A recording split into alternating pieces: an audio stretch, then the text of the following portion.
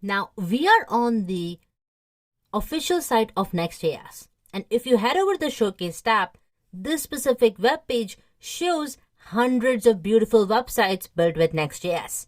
And let's use this website to demonstrate our next image component.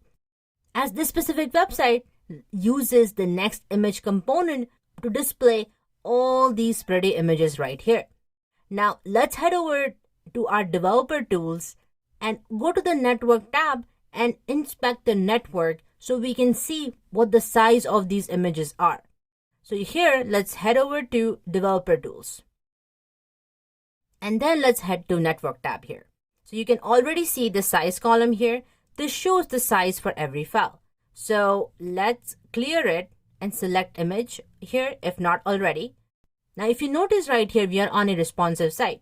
So now let's see what the specific image size is that Next.js uses for this specific viewport. So now let's go ahead and empty cache and hard reload. All right, so now that we have done that, you can see the different file sizes right here, right? So now let's go and pick one of these images. Now let's go with this one because this one has a dog and I really love dogs because I have one, right?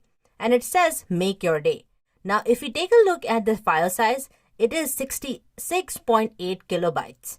Now this is the file size for this specific viewport that Next.js image component uses, right?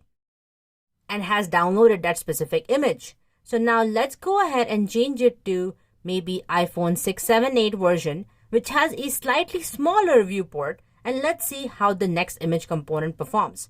Now let's make sure that we remember this number, 66.8, right? And it is this specific image. So now let's go ahead and do the same thing again. Right click and let's empty cache and hard reload. And now let's see what the file size is now. So again, it was a third from the bottom, right?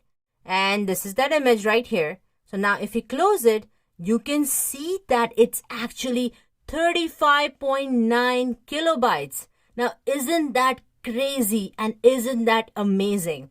We literally went from 66 to approximately 36 kilobytes. Now that's approximately less than half the size.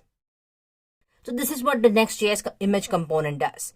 Based on the specific viewport, it is automatically going to render a different file size. And you can already see this helps so much with performance. Because when you are on a smaller viewport, that is a mobile device most likely, right? You don't want to load a desktop image here, right? So Next.js takes care of it for you. All right, the next thing, let's take a look at the prefetching feature of Next.js image component. So now again, let's try and scroll down. We have cleared the network and let's see what happens. Now, as we scroll down, you can see how the images are getting downloaded as we scroll down. So as the images are about to come in viewport, you can see that this specific image is not even in the viewport yet, but I'm pretty sure it's coming up after this one. And look at that.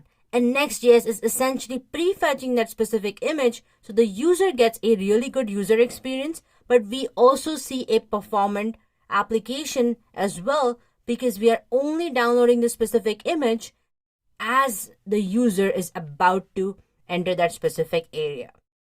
Now, isn't that amazing? The next image component is really, really powerful. Now that we learned so much more about images, we will keep taking a look at performance as we build the projects together. Let's take a look at another benefit of Next.js.